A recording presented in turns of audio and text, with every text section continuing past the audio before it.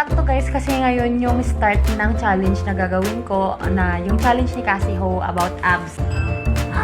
And done. Okay, you guys, that was so good. Good morning everyone! Welcome back to another vlog! Today is, ano ba ngayon? Day of course, sleeping day ko. Galing ako night shift. So, alam nyo na, pag bagong ligo ako na nandito ako sa sala, dito na naman po ako matutulog. But before I go to sleep, ipapakita ko lang sa inyo guys kasi may dumating akong package. Ayan. Sakto guys kasi ngayon yung start ng challenge na gagawin ko, na yung challenge ni Cassie Ho about abs. Ang gusto ko lang mas maging strong talaga yung core ko, and if possible, medyo lumiit yung bilbilicus ko. So, eto guys, nag-order ako ng yoga mat kasi yung yoga mat ko, actually hindi siya yoga mat, para siyang gym, ano talaga siya, mas makapal. Kasi yung yoga mat ko, ito guys, oh, yan po, sira na po siya kasi, diba, most of the workouts na ginawa ko ay naka-rubber shoes ako. So, ang iniisip ko na lang, pag magra-rubber shoes ako, eto, pwede pa naman tong gamitin. Pag, kunyari, yung hindi ako naka-shoes, ganyan, yung parang mga yoga lang, ganyan, or pilates na hindi ako mag-shoes, pwede ko pang gamitin yan. And yung pinili ko, kasi ito guys, ewan ko ba, nakita kami ni Est, tas nung ganyan, madaling araw na, nagsisearch ako ng makapal na mat, or na fitness mat, ganyan. Tas bigla siyang nag-message na, besh, bili na tayo ng ganito, ng mat, sabi niya ganyan. Sakto guys, ano talaga, sakto nagsisearch din ako, so napasearch po ako. So iwasan nyo pong magpuyat, yung mga madaling araw, mga 2 AM, wag po kayong nag-i-internet, nagbo-browse pag mga ganong oras, kasi mapapabili kayo. So, this one is from, from China pa to. Ang tagal kong inantay to, guys. Bale, yung kanyang price is 925. Dalawa yung binili ko, guys. Ito na yung pinakamura na 10mm thickness. So, ito kasi, guys, parang 3mm lang. At basta sobrang nipis niya, oh, diba? Tapos, ang liit din niya. Parang pang talaga, pang katawan lang talaga. Compared mo naman sa height niya. Wait, baba natin. Yan. So, ito, mas malapad pa siya. Tapos, hopefully, mas makapal. Sinilip ko naman kanina nung nag-deliver si kuya. Si kuya na taga-deliver. Ayan, medyo makapal naman siya. Ayan, kita nyo ba? Compare nga natin. Pero in fairness, ha? Oh, diba? As in, malayo yung pagkakaiba nila. Wait, buksan ko lang. Oh my gosh!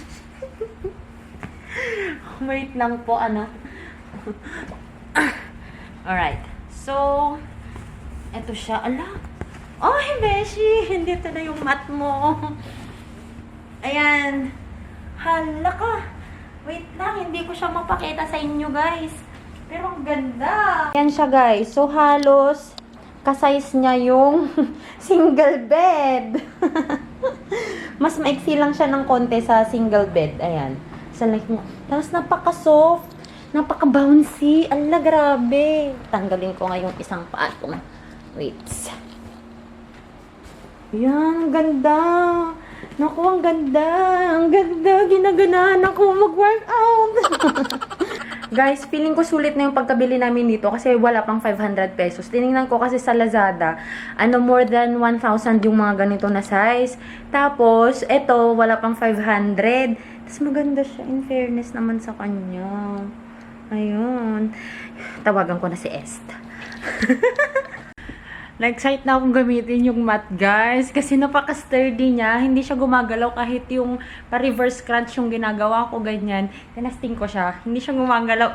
Hindi siya nagpa-fold sa likod ko. Maganda. Ayan, so, gagamitin ko mamaya. Pagkagising ko, mag-workout ako. Una, bago ko maglalaba. Kasi, baka kapag naglaba ako, tsaka ako mag-workout, mapapagod na ako sa paglalaba. Hindi na ako makapag-workout. So, kailangan, yung workout na to, is kailangan panindigan. Kailangan manindigan, hindi laging confused, besh! Manindigan naman sa mga workout. Hindi yung, confused kung itutuloy pa o hindi na. Huwag ganun. Pag nagdesisyon, manindigan. Kasi may nagko-comment sa inyo guys na mga tinigil na daw. Huwag kayong tumigil. Message nyo ako pag tumitigil na kayo.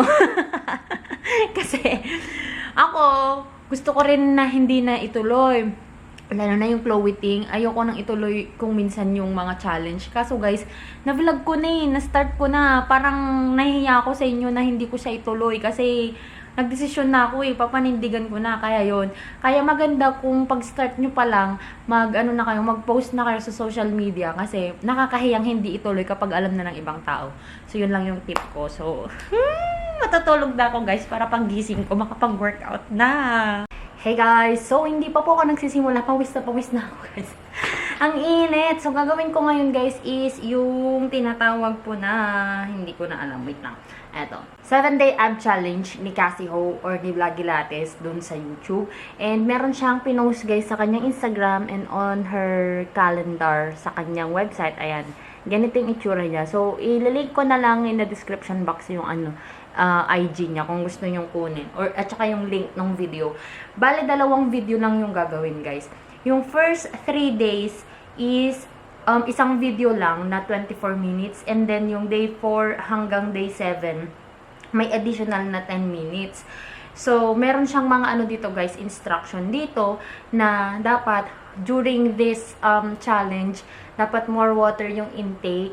At least mga 2 to 3 liters ata. Parang ganun yung, yung intake. And then, yung, naman, yung carbs, ganyan. Bawal ang mga bread, mga ganyan, mga siguro, syempre sa Asian, hindi ka rin magra-rice.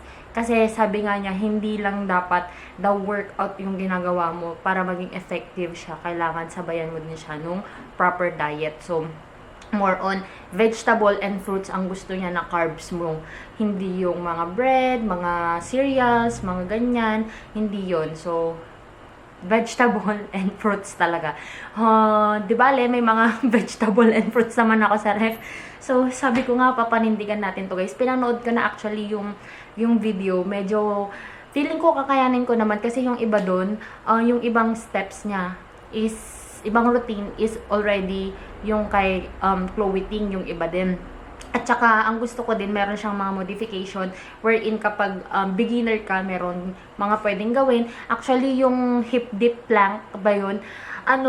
Ginagawa ko talaga yun ng full kay Chloe Ting, pero dito sa kanya may modification. So, probably hindi na yung modification yung gagawin ko kapag nagawa ko na dati yun kay Chloe Ting. So, samahan niyo ako guys. Mag-start na tayo. And of course, kasama ko na naman po ang aking Hydro Flask. Not sponsored. Para malamig lagi yung tubig.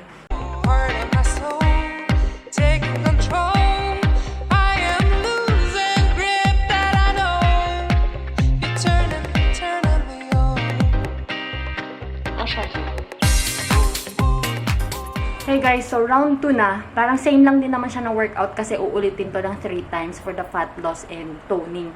Ayan, so gagawin siya ngayon. Yung kanina na, ang tawag nito na time-lapse, same lang din siya. May video na lang siya ng ganito para mas makita nyo. Kung hindi nyo makita yung mukha ko. Pasensya na. But let's start. Let's do this. Legs hip width apart. Here we go. Jump squats. Feeling like a brand new person. Good. And back here, George in the back. He's just so excited. I think he sees some palms press into the floor. Okay.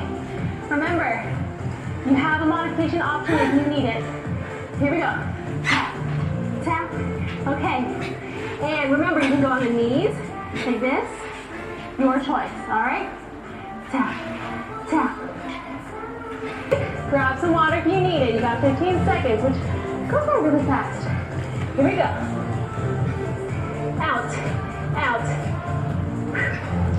Your toes and really engaging your quads. Option, hands in a triangle underneath, head down, just like this. And lift, up to you. This allows you to breathe. So close.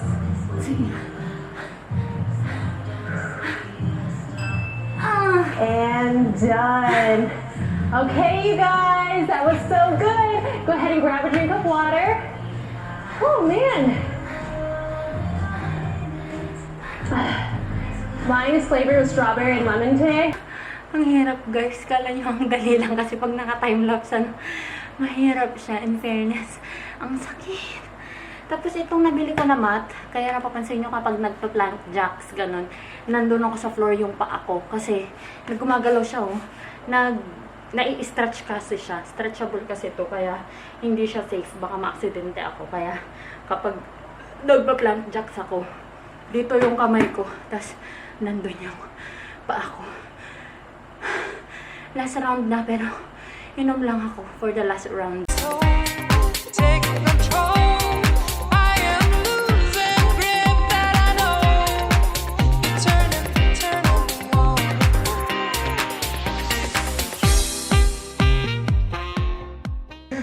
Hey guys, so finally natapos na siya. Grabe. Nagpahingi talaga ako in between nung mga sets niya.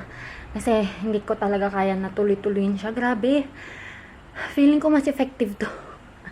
Kaysa yun. Yun nga lang kasi ang hirap. Alam niyo naman ako guys, mahina talaga yung core ko. Kaya gusto ko talaga, ito yung core ko ngayon yung i-focus. Hindi dahil gusto ko magka-abs or para pumayat. Pero sobrang hina.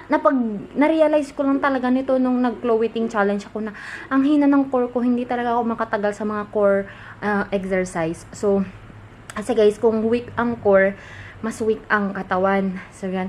Especially kapag magbubuhat, ganyan. Grabe, nakakapagod guys. 3 sets lang yun. Ilan lang yun. 45 seconds lang. Tapos, 15 seconds na rest. Tapos, yung mga in-betweens niya ng... Kasi 3 repetitions yun eh. Ilan lang yun. My gosh. 24 minutes nga. 20 minutes nga lang sana siya. Pero, parang umabot na ako ng magwa 1 hour ako para tapusin siya. Kasi ang dami kong rest. Nagre-rest talaga ako. But anyway... Ito na naman po tayo. Back na naman po tayo sa diet na walang rice. Pero, tingnan natin. Tingnan natin kung kakayanin na wala talagang rice. Hey guys! Time check. It's already 12:13 AM and kakatapos ko lang kasi mag-edit guys. So, nag-edit na ako ng video at thumbnail which will be up on Saturday para kasi tomorrow I will do a lot of things tas may workout pa. So, hindi ko na maharap mag-edit and then on Saturday may worship kami dito sa bahay. So, magagawa ko lang yung mga work ko at night na. So, no time to edit na. So, ngayon na yung perfect time to edit. Di pa naman ako inaantok kasi nga, diba, late na ako nagising kanina. 5:30 na ata ako bumangon kanina ng, ang tawag nito, ng hapon. Kaya yun guys. But anyway, I'll try to sleep na. Kung hindi ako makakatulog, I will watch Itaewon Class pa. Final episode ko na kanina guys. Na ako, episode 16. Natulugan ko siya. So, matutulog na ako guys. I hope you enjoyed watching this video. And I hope samahan niyo na naman ako sa 7-day ab challenge. Gaya ng pagsama niyo sa akin sa glow eating challenge. Na-enjoy ko na yung mga ganitong video kasi na-entertain na kayo. Tapos ang dami nang na-inspire sa inyo guys na mag-lose din ng weight, mag-workout, ganyan. Kahit sa hospital, nagpapabili na sila ng mga mga pang-diet nila.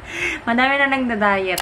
Ayan, so, thank you so much guys for watching. Please do subscribe if you haven't yet already. And if you have Instagram, you can follow me there and follow me also and like my Facebook page with the name Joy of Mia. And I'll talk to you guys on my next one. Bye!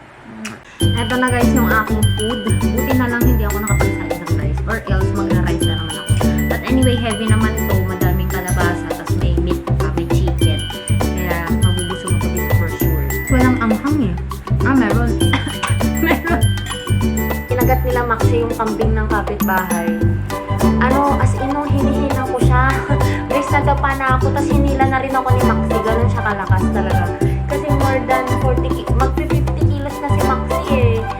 Sobrang lakas talaga niya. Tapos nag-lock na yung kagat niya. As in, ina-open ko yung mouth niya. Kaya ang ginawa ko, pinila ko talaga yung niya, yung tali niya para masakal siya. Doon lang niya binitawan talaga yung kambing. But anyway, ang dami kong gasgas sa tuhod, sa siko, tapos pati dito ko sa ganito ko. Ang haba ng gasgas ko guys.